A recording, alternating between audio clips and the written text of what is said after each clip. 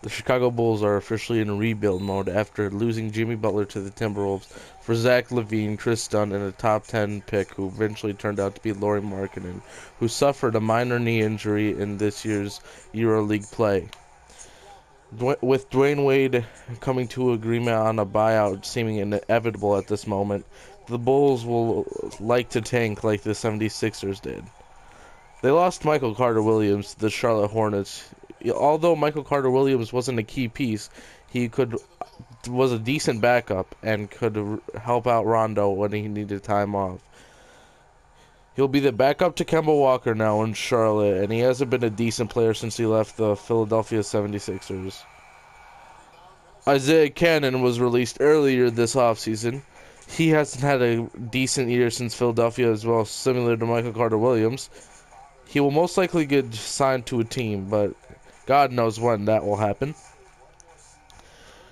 They added Zach LaVine in the Timberwolves trade, which saw Jimmy Butler leave. He's coming off a torn ACL, which is a severe knee injury, and hopefully we can see Zach be the high-flying dunker we all love to see in him.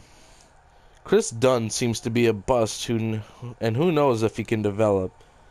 His rookie year was extremely disappointing. He was expected to be what D'Angelo Russell is, but he only averaged a little under 4 points and about 2.5 assists. Quincy Pondexter is a decent player who will play good when he is on the floor, but the problem is he's never on the floor because of injuries. He hasn't played a lot of games in the past few years. It's due to injury. With Wade getting older, who knows how long he'll be the Wade we know and love. He will turn 36 in January, and that's the age that most NBA players start to decline. Wade is expected to reach an agreement on a buyout, and he's listed the Heat, Lakers, and possibly a Cavs reunite with LeBron as his possible locations. Paul Zipser has had a decent rookie year, just averaging about 5.5 points, but not getting much starting time. He'll most likely improve to around 8 points and 5 rebounds, since he'll be probably the starting small forward in the rotation for the Chicago Bulls rebuild team. Robin Lopez had a decent season, putting up pretty much 11-7. He seems to be done developing and will always be known as the worst Lopez brother.